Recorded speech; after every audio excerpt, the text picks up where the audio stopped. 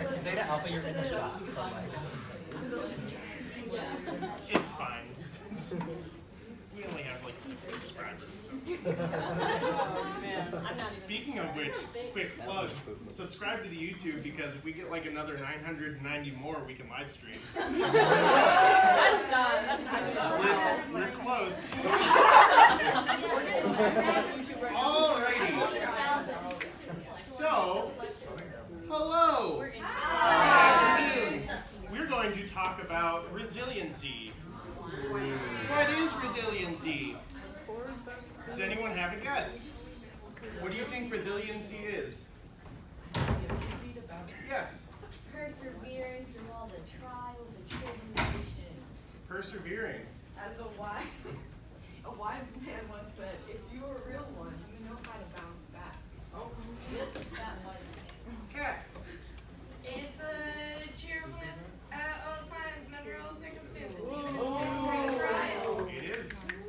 That's pretty spot on. So, I just Googled it and got a definition. The capacity to recover quickly from difficulties. So, and how we're talking about it today is basically going to be revolving around positive mental health and the ability to stay resilient when things are rough or anything. Just keeping in like a positive mindset. So, before we start, this is not a mental health clinic. This is just me giving you some like heads up things of, hey, this could help. It might not help, but it could help. So give it a try. Also, I am not a trained mental health expert. I'm just giving you tips of things that I have learned. And the next one is this is not my original material. This is basically a quick summary of one of the 15 or some briefings the Army has given me. And I grabbed some of the stuff I liked and put it in here. So this is not mine. This is borrowed from their program and not Army-fied, because that doesn't help. So the techniques we're going to go over is going to be hunting the good stuff, which is one of my favorites, avoiding thinking traps, detecting icebergs, putting it in perspective, and effective praise and active constructive responding. The first one, hunting the good stuff. So the idea of this one is that you say or list or give 3 positive things that are happening or happened that day or happened recently, and it doesn't matter how small they are. So yeah, you can do it every day, every week, whenever you feel like you need like that positive boost. If you need to, you don't have to do this on your own either. You can find a friend and do it together. You can text them to each other, do it in person, or write it on a book or on a whiteboard. I personally, when I did it on my own, I wrote it on the whiteboard, like by my front door, and that's how I when I came home from school and I was like, wow, school is awful, I don't like this. That's how I would write mine down, and it put me into more of a positive mindset when I got home, so I just wasn't miserable the rest of the day. I also, me and my fiance do this every now and then, where towards the end of the day, especially when I'm not anywhere near Kent, we actually text them to each other. I've done this with a couple sisters in our chapter also, where it's just like, hey, what are your 3 positive things today? And it's just like rapid fire sometimes. Sometimes it's not. This helps to promote some positive thinking, improves your overall mood. Not yet. Improves your overall mood and your mindset. So if you didn't read it, we're going to try it. So the 3 positive things can literally be as small as they need to be. There has been days where I was like, positive thing number 1, I woke up this morning. Positive thing number 2, my car didn't explode on the way to school. It can be as small as you want, or it could be I got a really good job today, or I got promoted, or I did really well on my exam today. It can be whatever you need it to be. So what we're going to do is you're going to look to the person next to you, or behind you, or in front of you, and you're going to share 3 positive things with each other. And go.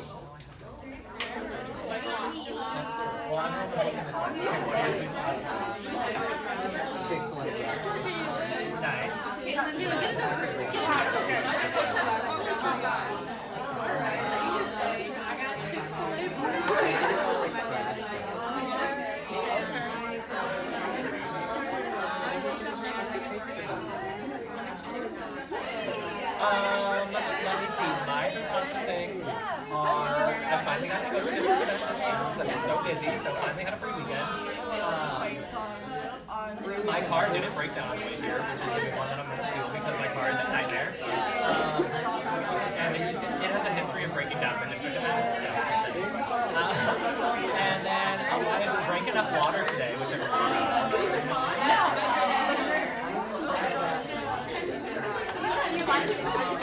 That's for you.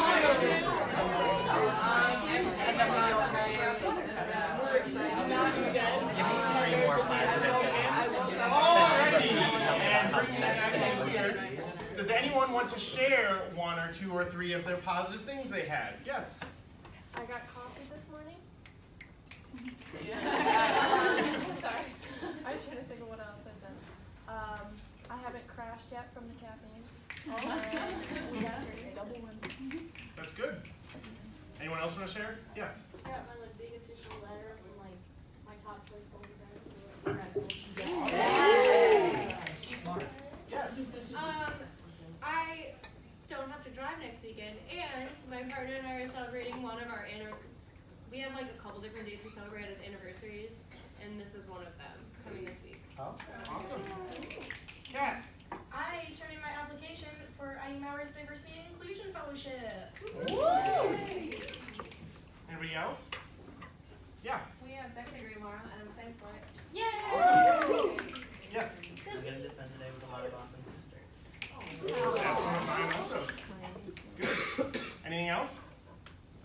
Awesome. So yeah, just doing something simple like that, as I'm sure you've noticed either when we did it just now or when we're talking to the person next to you, it generally lifts your mood a little bit, and that can do crazy things if you're having a rough day or a rough week or rough 6 years of school. So, right here. So the next one is avoiding thinking traps.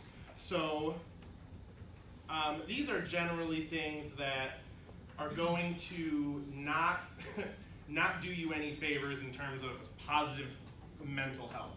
These are the things that you're going to kind of start getting into that will send you down the rabbit hole almost, that will just kind of start to snowball. So the first one I have is mind reading. So this is thinking that you know what others are thinking or feeling when there is no way at all that you would know that.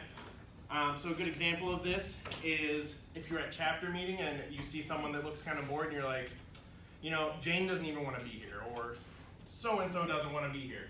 You don't know that. You never asked them. They never said they don't want to be here. So by going into this mindset, you're assuming something that you don't actually know, and that can really start to build up, especially if it's something like if you're in some kind of a relationship where you're thinking of my parents, they think I'm going to drop out of school. You don't know that if you didn't talk to them, so it doesn't do you any favors to go down this mind reading path. The next one is fortune telling. So this one is when you're trying to guess the results of a future event and you're taking them as truth before they even happen. So this is something that I'm pretty sure we do frequently. This is when you're making an event here. I just know that none of the sisters will even come to this event. Well, you don't know that because the event didn't happen yet. So you don't need to start beating yourself up or thinking negatively this test tomorrow, yeah, I'm gonna fail it. You don't know that, you haven't taken the test yet. While, you may have a good justification to think you might, you don't know because it hasn't happened. So there's no reason to start building that negative mindset and start beating yourself up if you have no idea what the solution's even or the end result is even gonna be yet. The next one is black and white thinking. This is when we think in terms of extremes. So there's no middle ground in our thinking. It's either one way over here, one way over here. So the example for this one is I got a 60% on my homework, I am going to fail this class. That's not true. You got 60% on a homework. You could get 100% on the next test, and that 60% would have had almost no result in that end. That one event in time doesn't necessarily determine what's going to happen in the rest of your class. So you're thinking in extremes one way or the other, and that does not help. How many people have done that before? Yes, I have many times as well. it's something you have to be aware of, and if you catch yourself doing it, you know, try to avoid that. It does not help. The next one, catastrophizing. This is kind of similar to the other one. This is when we only think of the absolute worst or most extreme outcome of a situation. This one might not happen as often, but it can be used in a similar context as the previous one. This is like, I tried to spread out the examples in different categories. So in a band setting, I missed the entrance to my solo. Now I'm going to be kicked out of college. I'll never get a job, and my parents are disowning me. So you went from like 0 to 100 in like half a second. None of that is justified, but it's something like in your head, like in the moment when something like that happens, that may be a very real thing that you're thinking. Or like, you know, I failed my music theory class for the 3rd time again. Like, I'm going to be kicked out of school. I can never be a good teacher now. I can't even pass theory. That's not true at all. I failed theory a couple times, and I've done perfectly well with getting a job and being a good teacher. There's no reason to go to the extreme like that when that's not justified or something that's necessarily going to happen. The next one is control fallacies. So there's 2 types. The first one is external, and this is when you think that you have no direct control over the situations that are happening around you. So an example is like, I can't help I was late to class, the traffic was just too bad. Traffic was bad, I couldn't help that I was late. So instead of taking the responsibility of, hey, I was late, you know, that's my bad, you shift it to something else. And it's something that we do sometimes, and we don't necessarily always know we're doing it. But what could you have done in this kind of a situation that would have made you not late to class? You could have checked traffic ahead of time. It's probably not your first time to class, and I'm sure traffic didn't change that drastically that one time. You could have woken up earlier. You could have left earlier. You could have brought your breakfast with you when you go to get on the bus or something. You could have, there's a multitude of things you could have done to alter the event, but instead of recognizing those things, you kind of start to shift it onto this is why it happened, not something that you did. The other one is internal, which is the exact opposite. It's feeling that you are responsible for everything going on around you. The example for this one is the director of band looks angry, it must be my fault, which is could be true, probably is not true. The director of bands have a lot they're doing. It is not very likely that the one thing you did caused that, but if you go down this path, then you start to like make everything your fault, and that weight gets really, really heavy if you think everything is you. So it's another one of those things to be aware of. If you catch yourself doing that, like, you know, so-and-so looks really upset, I had to have done that, that was something I did. You could go ask them and see if that's what's going on, or maybe it was you, but there's no reason to assume things similar to the mind reading earlier. You don't know it was your fault. There's no reason to take all of that weight on yourself if you don't actually know that's what's going on. The next one. These are words that are not good for us, and they kind of start to send us down the thinking trap path. The first one is always. So this is when we're like, I always am late to class. I always miss my solo. I always am really bad at my tuba all the time. That's probably not true. It doesn't always happen. But if you start telling yourself it always happens, it doesn't help. Never, kind of the same idea. I will never have a good fundraiser. I will never get out of school. I will never pass my classes. Like, that's probably not true. So don't go down the never path. Nevers are never good for you, never. Another one, me. This is very similar to the internal control fallacy of trying to make everything your fault, or everything that's happening around you is caused by you. And the other one is them. There's supposed to be 3 of them. This is similar to the external. It's like making everything everybody else's fault. They always do this. It's their fault that this happens.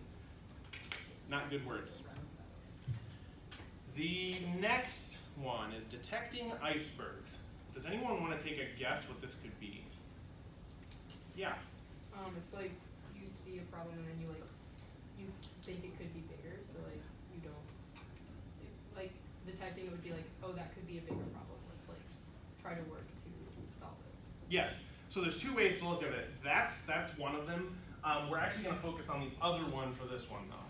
But that is also a good one. Does anyone have an idea what the other one could be? Yes?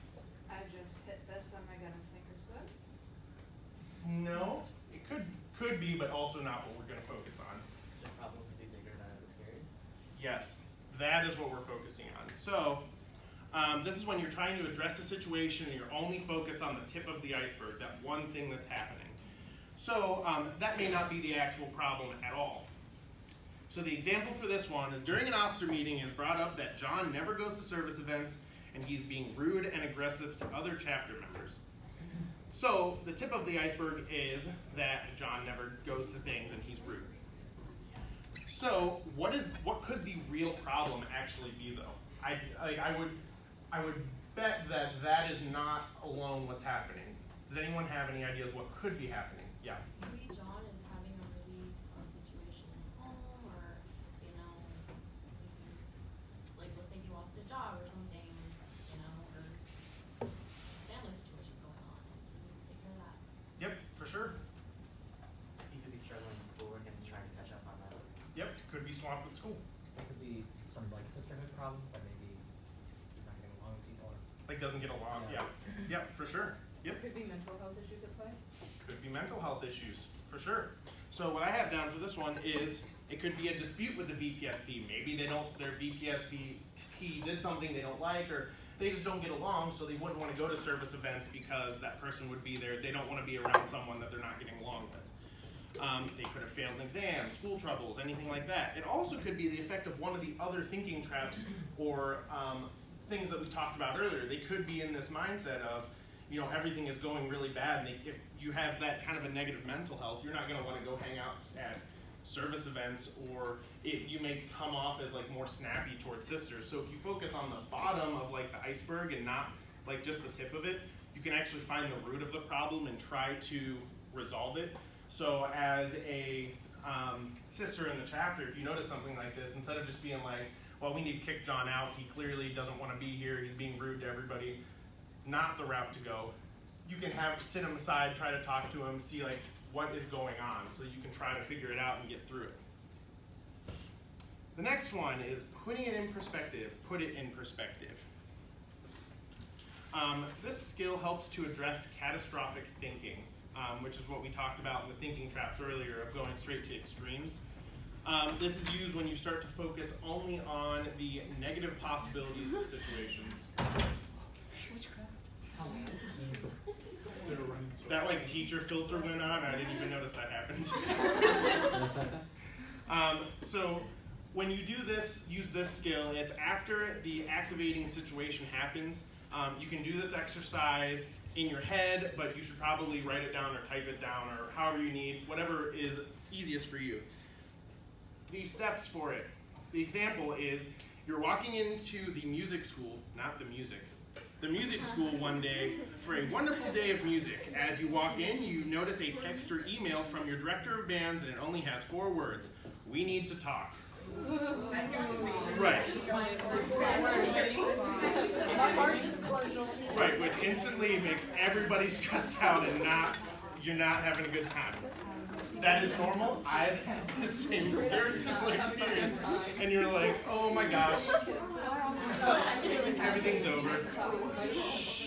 So, the first thing you do, step 1, is write down or acknowledge all of the facts of what happened. So what happened? The director of band texted you, we need to talk. There may be context before that, but besides just sending that thing, you have no idea what it's about or his mood, their mood. You have no idea any other background. So all you can say is that they need to talk to you. The next step is you write down all of the worst possible outcomes. I'm getting kicked out of school. That's the main one. You know, I just got kicked out of my ensemble because, you know, they don't need 6 tubas. It could, whatever, I'm sure your minds know what could happen. Next step is you write down all the best possible outcomes. You could be getting moved up to the next ensemble because somebody quit. You could be getting recommended for a university award or acknowledgement. You could be just getting a, hey, you're doing a really good job. And that's a good outcome to me. So the next step is you circle the most likely outcomes and come up with solutions for those outcomes. So if you look at this list and you're like, getting kicked out of school, okay, that's probably not very likely that I'm getting kicked out. You know, haven't done anything to get kicked out of school. Am I getting moved up to the next ensemble? Well, did somebody quit? Yeah, somebody quit. Well, you can circle that one. How would I handle it? Well, I'm gonna have to probably practice more or say, no, I can't do that. And you can go through the list of possibilities and how you're gonna handle them so that you can acknowledge what's an actual likely result of what happened. If you were gonna get kicked out, this is probably not how your director of bands would be reaching out to you. So you can cross that off, and then instead of sitting in the rest of your classes the rest of the day or sitting through your next ensemble and you're like, I don't wanna make eye contact, I don't wanna make eye contact, like thinking you're something bad's happening, that's not very likely. So you can put your mind at ease and not worry about it. So does anyone have any questions about that or any of the other ones we talked about so far? I know I talk super duper fast sometimes, and it's usually because I'm teaching 4th graders, and if I breathe for a second, they're like, so I move quickly. Yes? Just kind of going back slightly to it's kind of a combination of the mind reader and there might be something going on. Don't presume you know what's going on, because if someone comes up to you and is like, hey, why is this person mad at me? And you say something and it's not the reason, it can get real bad real fast, and you don't want to do that. So just be like, I don't know, they might have something going on, instead of, well, it's XYZ reason, because you probably don't know the real reason. So For sure. Be careful. Yeah, for sure. And if you're like, well, I think they're mad because you took their parking spot today, that's probably not true anyways. But even if it's not true, sometimes we get this selective hearing thing. So whoever you told that to, they may not say anything, but they could also be like, they're mad because I took their parking spot, and then through this your school, it's gonna spread. So Kat is right on. If you don't know why or you think you know why, just don't try to guess it. It will not end in a positive way. Any other questions or comments before we carry on? I think you should say that louder. Sorry. Carry on. Pretty important business contact. AKA shopping for gifts for people. Very important. It is CBS people though. Hey. There you go. Alrighty, so the next one. This is going to be the proper responses and active constructive responses. So this is how we respond to things that people are telling us or conversations we're having. So yeah, it focuses on the best ways to respond to someone. I guess I did this tired. Giving you news or telling you something or whatever it may be. We're focusing more on someone giving you positive news. There's an active and a passive response, and there's a constructive and deconstructive response. So the way that we're going to go through these is the different pairings. So active, constructive, active, deconstructive, passive for each of them. So the first one is an active constructive response. This is when you're enthusiastic, you're authentic, you usually have eye contact, you want to have eye contact, and you ask a follow-up question if it's applicable. So the example for this one is someone comes up to you and they're like, I just got elected as the VPSP. So your answer is, that's awesome. You'll make an awesome VPSP. What are some projects you plan on doing?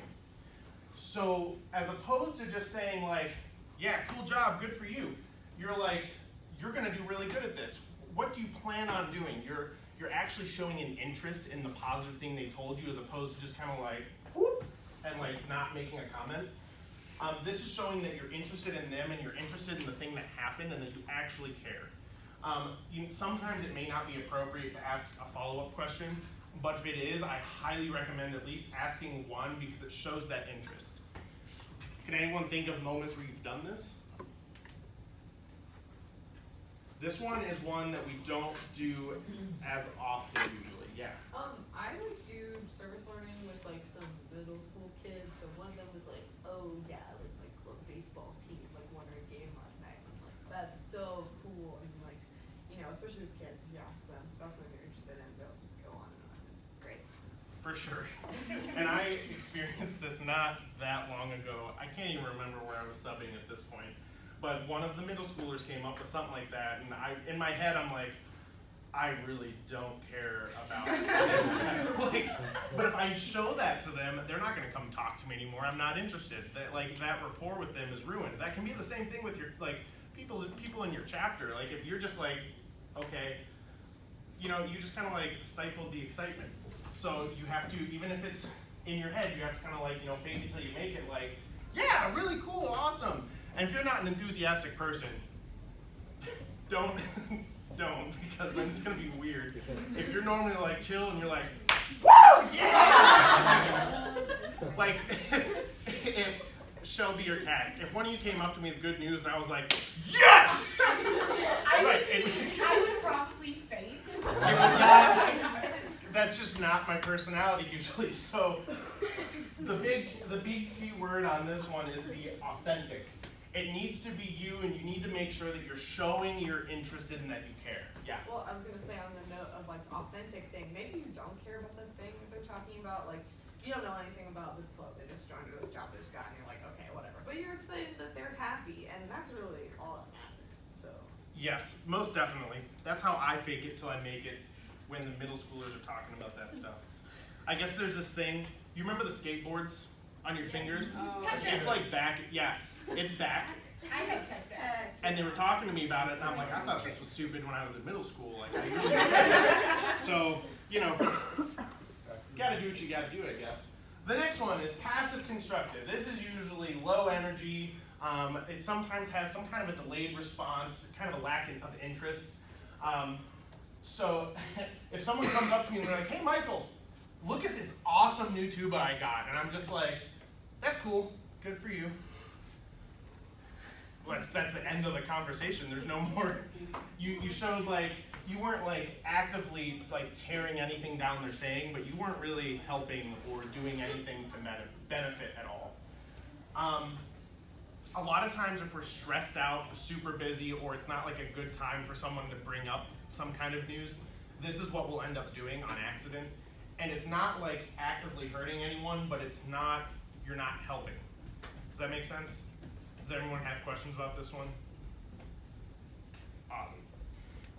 The next one is active deconstructive. This is when you are dismissive, or you minimize the event, or you switch the focus to the negative. This is the one we're most likely to do on accident, and I've seen it a lot on Facebook comments. So the first one, someone comes up and they're like, I just got into the top ensemble at my university, and you're like, get ready to not even know what sleep is. That director's gonna keep you so busy that you're probably gonna fail everything else you're doing. What did you just do to that person? You took that positive experience and you were just like, doesn't matter. That is not a good way to respond, and they're probably never gonna tell you positive news like that again. This is probably not as much of an extreme as we're gonna do on accident, but like things like this happen. The biggest thing I've seen on Facebook is someone posts like, oh my gosh, we're having a baby, we're pregnant, and someone responds, LOL, not actually. You better get your sleep in now because you're not going to be able to for a while. Is that true? Probably. Should you be telling them that while they're excited about having a baby? No.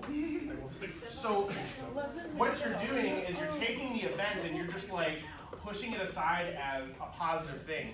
And while we're trying to be like, we're kind of trying to make light of it, and we're trying to just joke around and like have fun with the person, that does not help. Has anyone had this happen to them? How did that make you feel afterwards? Stress. Yeah. Not great at all. I've had this happen a couple times. When I enlisted, my mother actually did this to me on accident, and she was like, get ready, they're sending you to Iraq. I'm in the band. I'm not going to probably be going there. So, in the National Guard, that's not something we do. But that took that whole thing. I was really excited about enlisting. I finally got into an army band and just like took the whole thing down. And she didn't do it on purpose, but like, it still happened. She was mainly not happy because she didn't like it anyways, but like, this is something we need to be very, very careful about, especially in chapter things where we're like, everyone's goofing around in a chapter meeting and someone says something that's important to them, and you're just like screwing around and you make a comment like that. That could have some drastic effects that we're not really actively thinking about when it happens. The next one. Yes. I was gonna say, I don't know if this would count as this, but also like whenever someone says something, but then you try to one-up them and say something great that you also did, and then you're like, well, that kind of, like, I'm trying to talk about something cool that I did, not really necessarily, yeah. That one is next. Oh. But you know, it is not a good one. So the next one is passive deconstructive. This is when you're avoiding, you ignore the topic, focus inward, dismissive. So if someone reaches out to you and they're like, I officially applied for and was approved for graduation. 6 years, I'm out finally. And they're like, cool, did I show you this cool TikTok video yesterday? Like, you didn't actively tear them down, but you did completely switch the focus off of the positive news they had, and you turned it either on yourself or towards something else, which is kind of like what that would be. So you're not actively deconstructing them because you didn't tell them what they're doing is not good or stupid, but like you showed no interest and you pass off to something else. Does that make sense?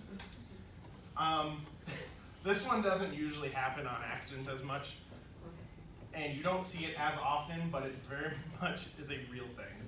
Have any of you experienced this one too? Yeah. What happened? If you want to share. Yeah, so I was good friends with this girl for a long time, like since kindergarten. We're not friends a lot so much anymore just because of how often she did this to me. I think I'm not a psychology major, and no means am I like certified to say this, but I think it's because she felt like she was in her sister's shadow and she wasn't getting enough attention at home. So she would often like try and one-up me whenever I would say something like this, and she would like bring me down a lot. So I was like, see ya. For sure, because that is not good for anyone. Yeah. I think I used to be like, this used to be like a big thing for me, is I used to do this all the time unintentionally. And so like over the past few years I really focused it's not that I wouldn't be interested, it's just like I didn't know how to like show excitement. So I was like, oh yeah, that's cool. And I would just move on from it, but it doesn't mean I wasn't excited. So like since I like for the past few years I've been really like, once someone says something like that to me, like oh I did this, I really think before I like say something, because I don't want to move on from it without like showing them I'm actually excited for them. For sure. I used to do this also, and the way I did it was I was like, okay, well I know you're really excited, I want to relate to you. So I tried to say something and it was that's not what you want to do.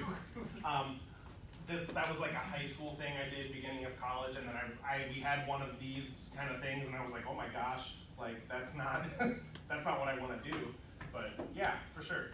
Yeah, like something I really had to work on, especially in high school. Like I was awful, and I would like when someone would tell me like their successes, it would make me really jealous, and I'd want to be like, it would make me feel like, oh, I'll never be successful. Like I'll never be able to do that, and so I just the jealousy, that green monster.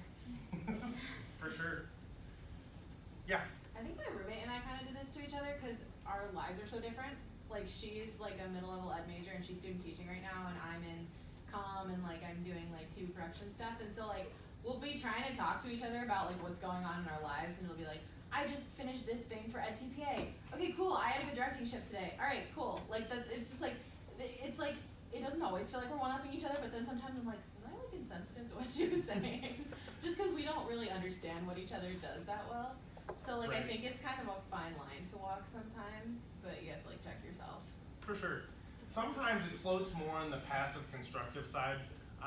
What really starts to make it shift this way is when it kind of turns into the one-upping as opposed to relating thing. Yeah. This happens like, I don't know if y'all have this experience, but to me this happens like over text all the time. Because you send something and you say like 2 things in a text, or you send 2 texts, and like they'll kind of respond to one thing, but in the second one you say, oh, I'm going to this thing, I'm so excited about it, or whatever. And then it's kind of like ignored, and even if it wasn't intentional, it's kind of like, ouch. Like I could literally see that it's right there and it's in front of you, and you respond, and it can hurt sometimes. For sure. All right, so just thinking through these different things we went through, I'm sure you can think of moments where you've either hopefully accidentally used one of the, probably all of these at one point in time, or somebody has done them back to you. And I'm sure you can see how quickly that can turn the nature of a chapter very toxic.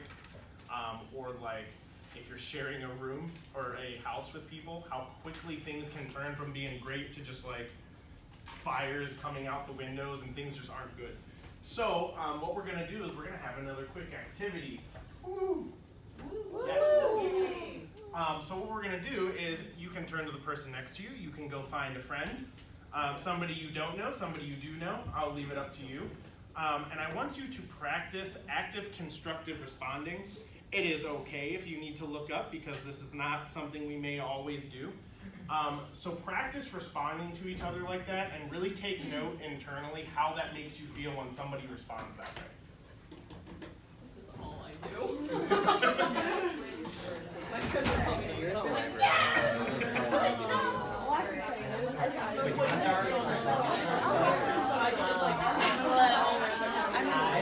I'm applying for a lot of positions, and I'm gonna graduate. So Rachel, I'm nursing, so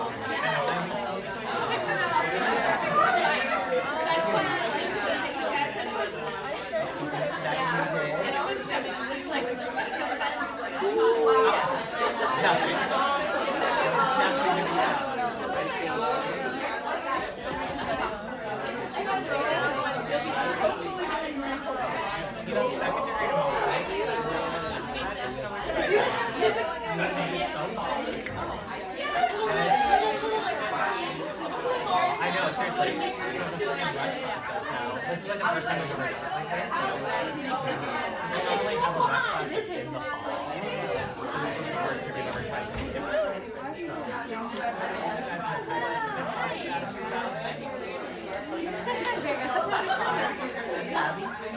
No. Hey. Take about 1 more minute. We love that.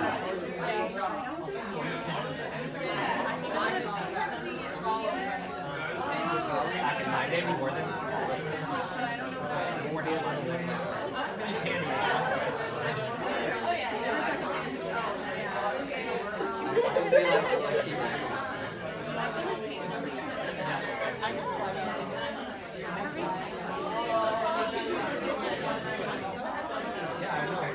What's your opinion of are you thinking of going to convention?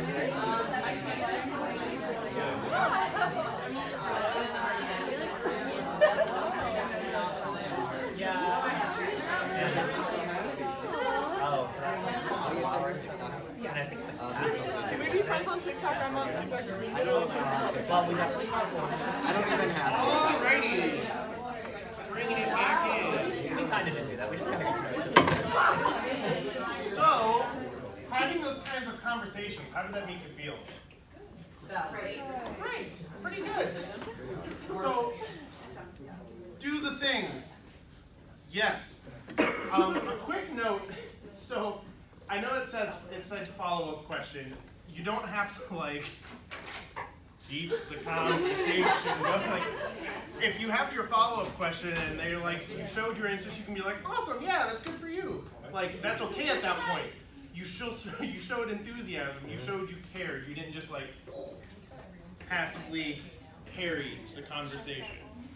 All right, so in closing, you don't have to memorize all of those things we've talked about in the last 40-ish minutes to be successful at being resilient. It's the concept and awareness of resiliency that's really going to help. So just being aware of the fact that all of those different thinking traps are possible is going to make you more aware when they start happening. So you may actually find yourself in one of these, and I've done this as recently as yesterday, where you're like, okay, that's not, I shouldn't be doing that. Let me do my 3 positive things, or just being aware, like, this is what's going on can help get you out of that. And they really do work. I use them myself. I've had close friends use them. I use especially the 3 positive things because it's easy, and it usually is a quitty, almost 3 o'clock on a Saturday. It's a pretty quick way to shift the direction that you're thinking in. It can really make things positive quite quickly. Does anyone have any questions about everything that we talked about, or anything we talked about, or something that related to what we talked about? Anything at all? Yeah. My little made them for like her little, and then yeah, like the lineage family. And so it says warrant on the bottom. The way that our lineage works is we use military ranks, and it was just by coincidence that I happened to be in that one. So my big was lieutenant something, I don't remember. And then my grand big was like Captain Glitteraff. So we've not gotten to the point where we have to start over, and I was of the mindset of not gonna be here, not my problem, so it hasn't been figured out yet. So yeah, if you think of any other questions, I put my personal email up here, especially since we're getting close to the end of everything and going into convention. So if you think of things like a year from now, do it. I won't be answering this email a year from now. You can put my phone number down. If you've got any emails from me, it's on there too. Feel free to shoot me a text, give me a call. If you want a friend to send positive things to, I love positive things, and I'll probably send them back at you. I also use Snapbook and InstaChat, so I don't know how to add you, so you would have to help me. At some point in the last year or so, I completely forgot how to internet and technology.